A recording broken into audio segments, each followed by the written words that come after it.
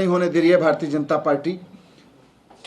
आज 7 दिसंबर को सीधे सीधे सबको बताया कि इनको 104 सीटें मिली, आम आदमी पार्टी को 134 सीटें मिली, यानी कि जनता का मैंडेट साफ है। 2 महीने तक इन्होंने आम आदमी पार्टी के पार्षदों को खरीदने की भी कोशिश की, तोड़ने की भी कोशिश की, लेकिन हमारा एक भी आदमी नहीं बिका, आम आदमी पार्टी का एक भी पार्षद नहीं बिका। तो 2 महीने से ये, वैसे तो उससे पहले भी जब इलेक्शन इन्होंने पोस्टपोन किए थे तब से भी, लेकिन 2 महीने से चुनाव होने के बावजूद, जनता द्वारा आम आदमी पार्टी को मैंडेट दिए जाने के बावजूद भारतीय जनता पार्टी अफसरों के माध्यम से एमसीडी को चला रही है और उल्टे सीधे काम कर रही है वहां पे। आज आपने देखा कि हमारे पार्षद पूरी तरह से शांत बैठे थे। बीजेपी के पार्षद बिना बात हंगामा कर रहे थे सदन में, कोई मुद्दा नहीं था, बस खड़े होकर शोर मचाना है कि बैठक नहीं होने देनी है।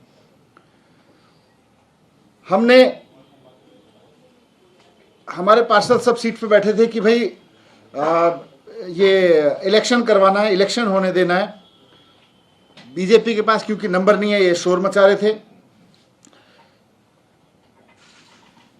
जो प्रिसाइडिंग ऑफिसर हैं, जो पीठासीन अधिकारी हैं, उनका नामांकन भी एलजी साहब ने गलत तरीके से किया था। फिर भी हमने कहा जी चलिए इलेक्शन करवाइए, दिल्ली को मेयर चाहिए, दिल्ली की जनता को साफ सफाई चाहिए, मेयर काम करेगा तो दिल्ली साफ होगी।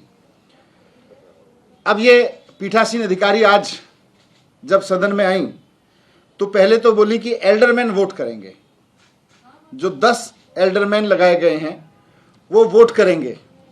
अब इनके बारे में संविधान से लेके कानून तक में, संविधान में लिखा हुआ है, कानून में लिखा हुआ है कि एल्डरमैन को वोट करने का अधिकार नहीं है। मैं संविधान की लाइन पढ़ देता हूं आपके सामने। कंपोजिशन ऑफ म्युनिसिपैलिटीज, संविधान के आर्टिकल 243R में साफ साफ लिखा हुआ है कि राज्य की जो विधानसभा होगी वो एमसीडी में या किसी भी नगर निगम में राज्य की जो सरकार होगी, the legislature of a state may by law provide for the representation in a municipality of the following persons having specific knowledge or experience to municipal administration। Alderman इसलिए बनाए जाते हैं कि persons having special knowledge और experience to municipal administration, ऐसे लोगों को administration municipal bodies में एल्डरमैन बनाया जा सकता है। संविधान साफ साफ कहता है कि however the persons referred in this section, in this article, shall not have the right to vote in the meeting of the municipality। इनके पास में वोटिंग के राइट नहीं होंगे।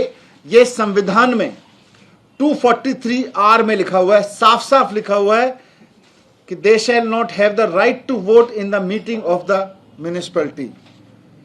MCD एक्ट जिसके तहत ये सदन चल रहा है, उसमें भी साफ साफ लिखा हुआ है कि 10 लोग, 10 persons who are not less than 25 years of age and who have special knowledge or expertise in municipal administration to be nominated by the administrator, provided that persons nominated under this subclause shall not have the right to vote in the meeting of a corporation। Corporation की meeting में vote डालने का अधिकार नहीं होगा। संविधान में लिखा हुआ है, कानून में लिखा हुआ है। उसके बावजूद बीजेपी की पीठासीन अधिकारी ने बहुत ही असंवैधानिक तरीके से, गैर कानूनी की तरीके से ये कहा कि भाई मेयर के इलेक्शन में ये लोग वोट डालेंगे। हमारे पार्षदों को, आम आदमी पार्टी के पार्षदों को ये साफ था कि बीजेपी जो भी साजिश कर ले, संविधान तोड़ने की, कानून तोड़ने की, लेकिन दिल्ली की जनता ने क्लियर कट मैंडेट दिया है, नंबर्स हमारे पास में, इसलिए फिर भी हमारे पार्षद एकदम शांत बैठे रहे सदन में। उन्होंने कोई हंगामा नहीं किया, वो कहते रहे वोट कराओ, वोटिंग कराओ। उसके बावजूद उनको लगा जब आम आदमी पार्टी के पार्षद इस पे भी शोर नहीं मचा रहे, इस पे भी ये सदन चलने दे रहे हैं कि मेयर कराओ, तो इससे तो आम आदमी पार्टी का मेयर बन जाएगा। तो उन्होंने पहले सदन भंग कर दिया हंगामा करके। फिर थोड़ी देर बाद बोले कि तीनों के तीनों इलेक्शन, जो 3 इलेक्शन होने थे, मेयर का, डिप्टी मेयर का और 6 स्टैंडिंग कमेटी के मेंबर्स का, बोले तीनों के तीनों इलेक्शन एक साथ कराएंगे। ये भी गैर कानूनी है।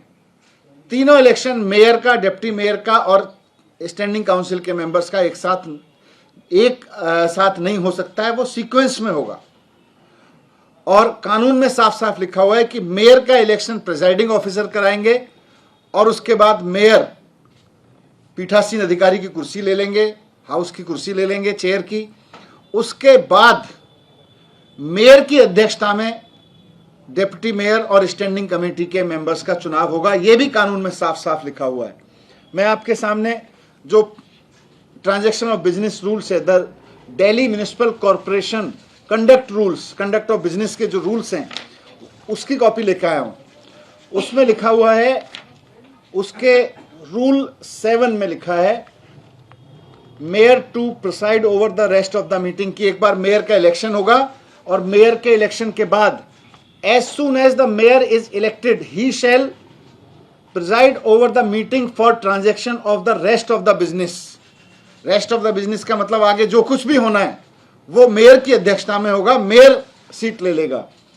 फिर डेप्यूटी मेयर के इलेक्शन के बारे में भी लिखा हुआ है कि इलेक्शन तो मेयर की तरह से ही होगा, लेकिन the provision of regulation of section 6 rule 6 जिसमें मेयर का इलेक्शन है, as far as may be to the election of deputy mayor, यानी कि मेयर का प्रोसीजर ही डेप्टी मेयर में लागू होगा, लेकिन subject to the notification that any reference therein in the presiding authority shall be constituted as a reference to the mayor। यानी कि rule 6 में साफ साफ लिखा हुआ है कि मेयर का चुनाव कैसे होगा, प्रिजाइडिंग ऑफिसर कराएंगे। और आगे रूल 7 में और 8 में लिखा हुआ है कि मेयर उसके बाद में सदन की अध्यक्षता ले लेंगे और डिप्टी मेयर का इलेक्शन मेयर की अध्यक्षता में होगा, मेयर कराएंगे। ये भी रूल में साफ साफ लिखा हुआ है। इसी रूल का और इसी कानून का फॉलो करते हुए जो एलजी साहब की परमिशन से फिर नोटिफिकेशन निकाला गया था आज की मीटिंग का, उस नोटिफिकेशन में भी साफ साफ लिखा हुआ है, the mayor so elected will then assume the chair and proceed to conduct the election of deputy mayor and 6 members of the standing committee as required under section 35(1) of the act. Notification कह रहा है, rule कह रहे हैं, कानून कह रहा है, संविधान कह रहा है कि साहब पहले मेयर का इलेक्शन होगा, मेयर के इलेक्शन के बाद मेयर की अध्यक्षता में डिप्टी मेयर का इलेक्शन होगा, फिर स्टैंडिंग कमेटी के मेयर का इलेक्शन होगा। फिर भी गैर कानूनी तरीके से प्रिजाइडिंग ऑफिसर ने आके रूलिंग दी कि तीनों इलेक्शन प्रिजाइडिंग ऑफिसर द्वारा कराए जाएंगे और इकट्ठे कराए जाएंगे। ये गैर कानूनी था, लेकिन आम आदमी पार्टी के पार्षदों को पता था कि ये चाहे जितना कर लें, जनता ने आम आदमी पार्टी की सरकार बनवाई है, जनता ने आम आदमी पार्टी को मैंडेट दिया है। हमारे पार्षद फिर भी चुप बैठे रहे कि तुम गलत करोगे, उसके बाद भी जीतेंगे तो हम ही। अब उनको लगा कि ये तो आम आदमी पार्टी के लोग इस पे भी होने दे रहे हैं इलेक्शन, आम आदमी पार्टी के लोग विरोधी नहीं कर रहे, शांत बैठे हुए हैं। तो उसके बाद वो एक नया रूल लेकर आए, नया रूल लेकर आए कि 2 एमएलए आम आदमी पार्टी के जिनके ऊपर इन्होंने भ्रष्टाचार के आरोप लगा रखे हैं, उनको वोटिंग नहीं करने दी जाएगी। ये कहां से रूल आ गया भाई? अगर ये रूल है तो सब पे लागू होगा, जिस जिस पे भ्रष्टाचार के आरोप हैं। यहां तो लोगों के पास में कोविड के दौरान में कोविड की दवाई की जमाखोरी के भी आरोप लगाए हुए हैं भारतीय जनता पार्टी के सदस्यों के ऊपर, भारतीय जनता पार्टी के सांसदों के ऊपर, सबके ऊपर लागू करो। वैसे तो है नहीं ऐसा कोई रूल, लेकिन इसके बावजूद आम आदमी पार्टी के पार्षद आप सबने देखा चुप बैठे रहे और सोचते रहे, इंतजार करते रहे कि इन सब बदमाशियों के बावजूद, इन सब बदतमीजियों के बावजूद मेयर का इलेक्शन होने दिया जाएगा तो जीतेंगे तो हम ही, जनता ने तो हमें ही जिताया है। लेकिन भारतीय जनता पार्टी आज ठान के आई थी कि मेयर का इलेक्शन करना नहीं है। इसके बावजूद जब आम आदमी पार्टी के लोगों ने कुछ नहीं बोला और कहा कि मेयर का इलेक्शन कराओ, तो उसके बावजूद भारतीय जनता पार्टी के लोगों से इन्होंने शोर मचवा के और बिना किसी बात के फिर से एडजॉर्न कर दिया। ये है क्या मामला?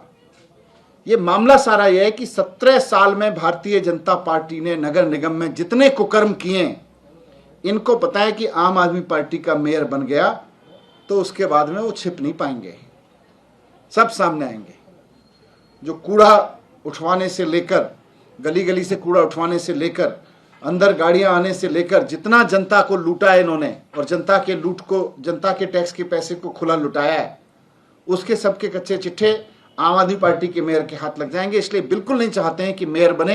जनता ने इनको हरा दिया है, तो ये इलीगल तरीके से, अनकॉन्स्टिट्यूशनल तरीके से अब अफसरों के जरिए नगर निगम को बीजेपी चला रही है। ये बर्दाश्त नहीं है। अब हम इसके लेके पूरी उम्मीद रखते हैं कि अब जब ये असंवैधानिक काम हो रहा है भारतीय जनता पार्टी द्वारा और गुंडागिरी खुलेआम हो रही है, तो सुप्रीम कोर्ट में इसको लेके जाएंगे और हमें पूरी उम्मीद है कि माननीय सुप्रीम कोर्ट संविधान की रक्षा करेंगे, माननीय सुप्रीम कोर्ट संविधान द्वारा बनाए गए कानूनों की रक्षा करेंगे। Thank you. अभी पूरा तैयार कर रहे हैं, वो रखेंगे, लेकिन मूल रूप से तो यह है कि संविधान में साफ साफ लिखा हुआ है, उसके बावजूद बदतमीजी हो रही है, उसके बावजूद गुंडागिरी हो रही है।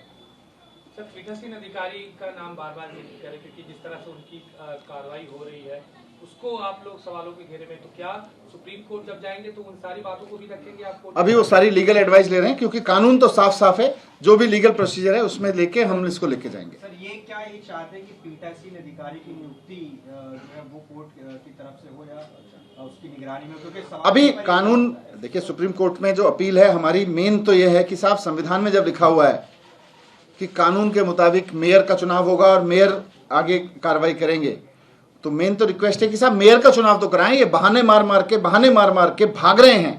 मैंने पिछली बार भी कहा था कि ये भागती जनता पार्टी हो गई है, क्योंकि उसको पता है कि 17 साल के कुकर्म सामने आएंगे। तो अब मेयर का चुनाव जब जनता ने करके दे दिया है, तो मेयर का चुनाव तो होने दें। हमारी मेन तो अपील है, बाकी कानूनी जो भी उसकी भाषा होगी वो बताएंगे आपको। इससे पीछे एल्डरमैन के वोटिंग का कोई इतिहास रहा है क्या? कोई इतिहास नहीं है। जब कानून में लिखा हुआ है, संविधान में लिखा हुआ है, एल्डरमैन वोटिंग नहीं करेंगे। Thank you.